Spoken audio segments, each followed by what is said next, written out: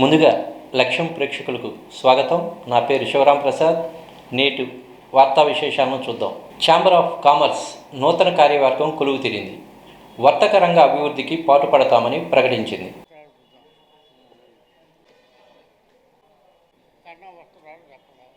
మన మాటిని పోటీ లేకుండా ఉండాలని చెప్పేసి మానుకున్నారు. వాళ్ళు ఒక మాట మీరందరూ తప్పటి కొడితే వాళ్ళు హ్యాపీగా ఫీల్ అవుతారు.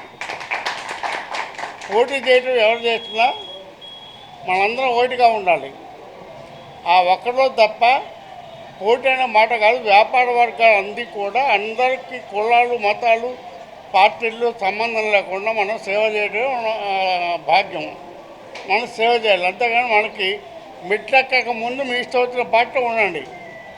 మెట్లెక్కిన తర్వాత ఛాంబర్ ఆఫ్ కామర్స్ వ్యాపార వర్గాలు తప్ప ఏ రకమైనటువంటి ఏ పార్టీ జెండా కానీ పార్టీ పరిస్థితి ఏమైనా మాట్లాడే పరిస్థితి ఉండకూడదు. దిగిన తర్వాత మేము ఇష్టం వచ్చినట్టు చేసుకోండి, తప్పలేదు. గెలిచినా ఓడినా మన సభ్యులే కాబట్టి అంత అన్నదమ్ములాగా మనం ఉంటాం. మనం నేర్చుకోవాలి. మన ఎక్కడ ద్వేషాలు కానీ లేకపోతే పగ కానీ మనకు అక్కర్లేదు. ఇప్పుడు కొత్తగా ఎలక్ట్ అయినా రెండవ ఎలక్ట్ అయినటువంటి మన ప్రెస్ మీట్ మాట్లాడిన తర్వాత నేను మాట్లాడతాను. ఆ ప్రశ్నలు వెళ్ళిన తర్వాత మనం మాట్లాడుకుంటాం. తమ పట్ల అసభ్యంగా ప్రవర్తించిన వారిపైన నిర్లక్ష్యం వహించిన పోలీసులపైన చర్యలు తీసుకొని న్యాయం చేయాలని శ్రీపురం గ్రామానికి చెందిన శ్రీవల్లి, దివ్య అనే బాధితులు మొరపెట్టుకున్నారు. ఎస్పీ కార్యాలయం వద్ద నిరసన తెలియజేశారు.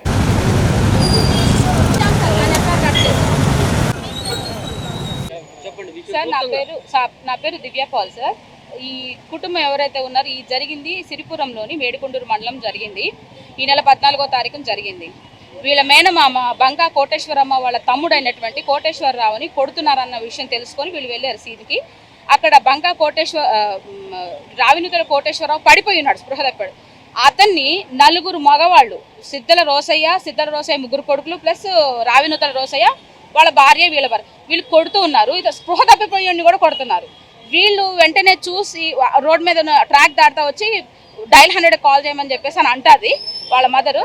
ఈ అమ్మాయి ఫోన్ చేస్తుంటే ఈ అమ్మాయి ఫోన్ తీసుకొని ఇసిరేసి ఈ అమ్మాయిని కొట్టి ఈ అమ్మాయి ఒంటి మీద ఉన్నటువంటి బట్టలన్నీ చించేసి, తల్లి ఒంటి మీద ఉన్నటువంటి బట్టలన్నీ చించేసి ఈరోజు మీతో మాకు శోభనం అని చెప్పి అని ఈ ఇద్దరిని కూడా వీళ్ళు సిగ్గుతో చచ్చిపోవాలని చెప్పేసి అని సార్ కనీసం ఒంటి మీద నూలిపోగు లేకుండా సిగ్గుతో ఇలా వంగిపోతున్నటువంటి వీళ్ళను కూడా వెనక్కి ఇరగదీసి పట్టుకొని అమానుష్యంగా ప్రవర్తించినటువంటి వారిపై కంప్లైంట్ ఇస్తే సిఐ గారిని నేను ఈ నెల 24వ తారీఖు రాత్రి 8:30 ప్రాంతం 7:30 ప్రాంతంలో నేను కలిశాను. 9 అనుకుంటా ఆ ప్రాంతంలో నేను కలిశాను. సిఐ గారు ఎందుకు కేసు ఫైల్ చేయలేదు సార్ అని చెప్పేసి అని ఆయన నేను రిక్వెస్ట్ అడిగితే వీళ్ళ వెనకాల ఎమ్మెల్యే శ్రావణ్ కుమార్ గారు ఉన్నారు, తెనాలి శ్రావణ్ కుమార్ గారు ఉన్నారు, తర్వాత పెద్ద వాళ్ళు ఇన్వాల్వ్ అయి ఉన్నారు. అనవసరంగా వీళ్ళు ఎందుకు గొడవ పెట్టుకోవడం, వాళ్ళతో పెట్టుకొని వీళ్ళు రాగలరా, వీళ్ళు మనగలరా అని చెప్పేసి అని సిఐ గారు నాకు చెప్పి నువ్వు వాళ్ళ తరఫున వచ్చావు కాబట్టి వాళ్ళ అమ్మాయిని ఎట్టోగట్ట కాంప్రమైజ్ చేసి కేసు తీసేసేయమని చెప్పారు. తారీఖు నైట్ 7 గంటల సమయంలో మా మామయ్య వాళ్ళ ఇంటికి వెళ్ళారు సార్. వాళ్ళ ఇంటికి వెళ్తే రావినోతల జ్యోతి, రావినోతల రోసయ్య వాళ్ళ ఇంట్లో ఉన్నారు. ఇద్దరు అక్రమ సంబంధం పెట్టుకున్న వాళ్ళు. అయితే మా మామయ్య దాన్ని చూసి వెనక్కి తిరిగి వస్తుంటే వాళ్ళ దగ్గర తన్ని కింద పడేసి కొడుతున్నారు. ఆమెతో పాటు నలుగురిని తీసుకొని వచ్చింది. సిద్ధల రోసయ్య, సిద్ధల రమేష్, సిద్ధల నరేంద్ర, సిద్ధల బాలయ్యేసు, వాళ్ళతో పాటు రావినోతల రోసయ్య కూడా వీళ్ళందరూ కలిసి కొడుతున్నారు. మాకు దారమ్మడ పోయే వాళ్ళు చెప్తే మేము ట్రాక్ దాటి ఇటు వస్తున్నా కానీ నన్ను చూసి కూడా వీడిని చంపేయాల్సిందే అని కాళ్లతో తనని గుండెల పైన బేర్జాల పైన కొట్టేది కాక నేను 100కి డైల్ చేస్తుంటే నన్ను చూసి నా కాడికి వచ్చి సిద్ధల రోసయ్య భార్య వచ్చి నా ఫోన్ తీసుకొని కింద పగలగొట్టి ఇది పోలీసులు ఫోన్ చేస్తుంది, దీనికి మనం అంటే భయం లేదు, ఏం లేదు, ఊరే భయపడుతున్నారు, ఇది మాత్రం భయపడతలేదని నన్ను సిద్ధల రోసయ్య ముగ్గురు కుమారులు వచ్చి నా బట్టలన్నీ చింపేసి నన్ను కింద పడేసి ఆగమాగం చేశారు సార్. నన్ను కాక మమ్మల్ని కూడా అట్నే చేశారు. బట్టలన్నీ చింపి రోడ్డు మీద వేసి కొట్టారు సార్. మేము ఇది ఏందని న్యాయం లేదా అని అంటే మాకెళ్ళి ఎమ్మెల్యే గారు ఉన్నారు, ఎమ్మెల్యే గారు ఉన్నారు, కడాల గణేష్ గారు, కడాల ప్రసాద్ గారు, వీళ్ళందరూ ఉన్నారు. వీళ్ళంతా మాకెళ్ళి ఉండగా మేము ఏం భయపడమన్నారు సార్. ఈ విషయం మేము సిఐ గారికి తెలపగా సిఐ గారు మా అన్నయ్య వచ్చి ఆపుతుంటే మా అన్నయ్యను కూడా మీ అన్నయ్య తప్పు చేశాడు అని మా అన్నయ్య మీద కేసు కడతా అన్నారు సార్. అది అయిపోయింది. ఆ రోజు నైట్ అయిపోయింది, 15వ తారీఖు నైట్ అయిపోతే మేము మళ్ళీ తెల్లారి అది నిన్నగా సోమవారం నైట్ సార్ జరిగింది. అది ఎస్ఐ గారు ఎంక్వైరీ తీసుకెళ్లారు. అమ్మా ఇట్లా ఏం జరిగినా సాక్షులతో మాట్లాడాలి రండి అంటే వెళ్ళాము సార్. వెళ్ళినందుకు మమ్మల్ని ఏం చేశారంటే అది ముగించుకొని వస్తున్నాం మేము, వచ్చే దాంట్లో ఆటో ఆపాలని ఆటోలో బయటికి లాగి కింద పడేసి ఫస్ట్ తన భార్య లాగిన తర్వాత వాళ్ళ 3 కుమారులు వచ్చి నన్ను జుట్టు పట్టుకొని లాగి ఇట్లా మోకాలు దండేపించి నా మొహం మీద మూత్రం పోసి నన్ను ఆగమాగం చేశారు సార్. ఇది ఏందని మళ్ళీ సిఐ గారిని అడిగితే సిఐ గారు మీకు కేసు పెట్టుకోపోండి అమ్మ అప్పుడే చూసుకుంటాయని మాట్లాడుతున్నారు సార్. 1,00,000 రూపాయలు ఇచ్చాయని వాళ్ళే మాట్లాడుతున్నారు. అవుతున్నా కాదు సార్, సిరిపురం మాదిగపల్లి అక్కడే సార్. సేమ్ క్యాస్టే, సేమ్ క్యాస్టే ఉన్నాయి సార్. తను నా కేసులో ఉన్నాడు ఇంతకు ముందు, అప్పుడు కూడా పోక్సో కేసే పెట్టింది వాళ్ళ మీద. తను అయినా కానీ రెచ్చిపోయి నా మీద పగతో ఆ రోజు నన్ను అంటున్నాడు, నిన్ను ఇవాళ చంపేయకపోతే మాకు మాత్రం ఏది జరగదని మాట్లాడుతున్నారు వాళ్ళు. ఏం సార్ ఇంక న్యాయం ఏం లేదా? దీని తరపున ఎమ్మెల్యే గారు రావటం ఏంటి? పశ్చిమ పరిధిలో శాంతి భద్రతల పరిరక్షణకు కట్టుబడి ఉన్నట్లు వెస్ట్ డిఎస్పీ అరవింద్ తెలిపారు. ప్రజలకు విజయదశమి శుభాకాంక్షలు తెలిపారు. లక్ష్యం ప్రతినిధితో మాట్లాడారు. అందరికీ నమస్కారం అండి. నేను గుంటూరు వెస్ట్ డిఎస్పీని మాట్లాడుతున్నాను. గుంటూరు నగర ప్రజలందరికీ, గుంటూరు జిల్లా ప్రజలందరికీ దసరా శుభాకాంక్షలు. అందరూ సంతోషాలతో అలాగే ప్రశాంతమైన వాతావరణంలో ఈ దసరా సెలబ్రేట్ చేసుకోవాలని మనస్ఫూర్తిగా కోరుకుంటున్నానండి. Thank you. ఉమ్మడి రాష్ట్ర వడ్డెర సంఘం నేత తన్నీరు ఆంజనేయులు సంతాప సభ సిద్ధార్థ గార్డెన్స్లో జరిగింది. ఆయన చిత్రపటానికి ఎమ్మెల్సీ యేసురత్నంతో పాటు పలువురు ప్రజాప్రతినిధులు, ప్రజా సంఘ నేతలు పూలమాలలతో నివాళులర్పించారు. తన్నీరు ఆంజనేయులు గారు రాష్ట్ర వడ్డెర సంఘానికి చేసిన సేవలు మరి ఈరోజు చూసినట్టయితే ఆయన సుమారుగా ఈ వడ్డెర సంఘానికి 15 సంవత్సరాల నుంచి ఏకగ్రీవంగా రాష్ట్ర అధ్యక్షులుగా ఉంటున్నారు.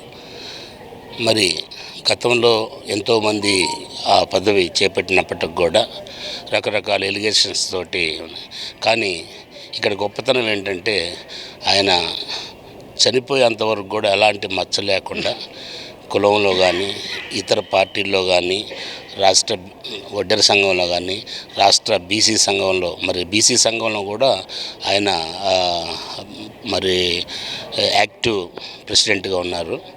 రాష్ట్రంలో ఆయన వర్కింగ్ ప్రెసిడెంట్, బీసీ సంక్షేమ సంఘానికి వర్కింగ్ ప్రెసిడెంట్ కూడా ఉన్నాడంటే మరి ఆయన సేవలు బీసీ కులాలన్నీ కూడా ఒక విధంగా ఆయన కోల్పోవటం ఒక విచారించదగిన విషయం. అయినప్పటికి కూడా ఆయన ఆత్మకు శాంతి చేకూరాలని ఆ భగవంతుని ప్రార్థిస్తున్నాను. దేవీ నవరాత్రోత్సవాలు ముగింపు దశకు చేరుకున్నాయి. మహిషాసురమర్దిని అవతారంలో దర్శనమిచ్చారు.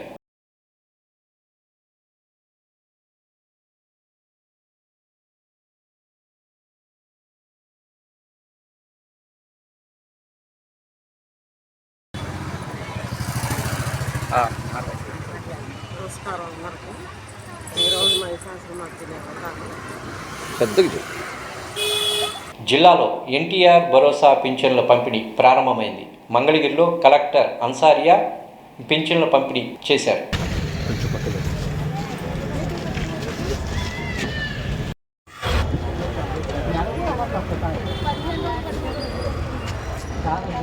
ఇంట్లో కూడా నీళ్ళు వస్తున్నాయి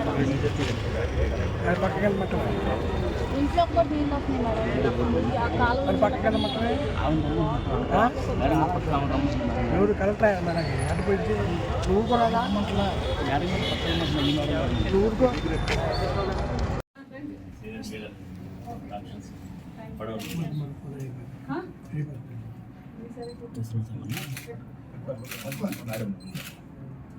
thank you.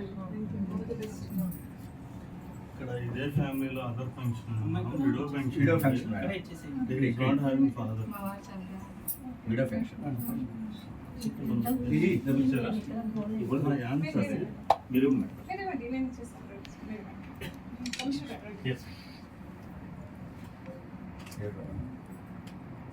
వేమూరులో MLA Nakka Anandababu ఇంటింటా తిరిగి జీఎస్టీ తగ్గింపుతో ప్రజలకు లభించే లాభాలపై అవగాహన కల్పించారు.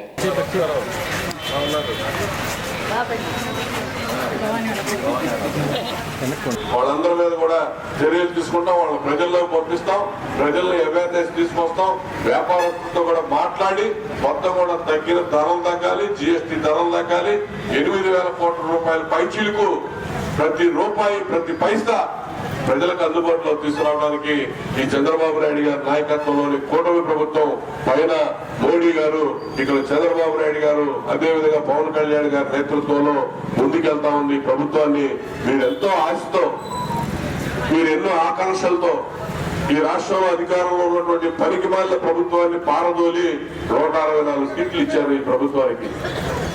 మమ్మల్ని అందరినీ ఎప్పుడు ఊహించినటువంటి మెజార్టీలతో గెలిపించారు. ఎమ్మెల్సీ చుక్కా యేసురత్నం ప్రజలకు విజయదశమి శుభాకాంక్షలు తెలిపారు. పాడి పంటలతో అందరూ సుఖ సంతోషాలతో వర్ధిల్లాలని ఆకాంక్షించారు. గుంటూరు నగరవాసులకు అందరూ కూడా మరి విజయదశమి శుభాకాంక్షలు తెలియపరుస్తూ ఈ సంవత్సరం పాడి పంట మరి అంతా కూడా బాగుండాలని, రాష్ట్ర వ్యాప్తంగా చూసినట్టయితే వర్షాలు విరివిగా ఉన్నాయి.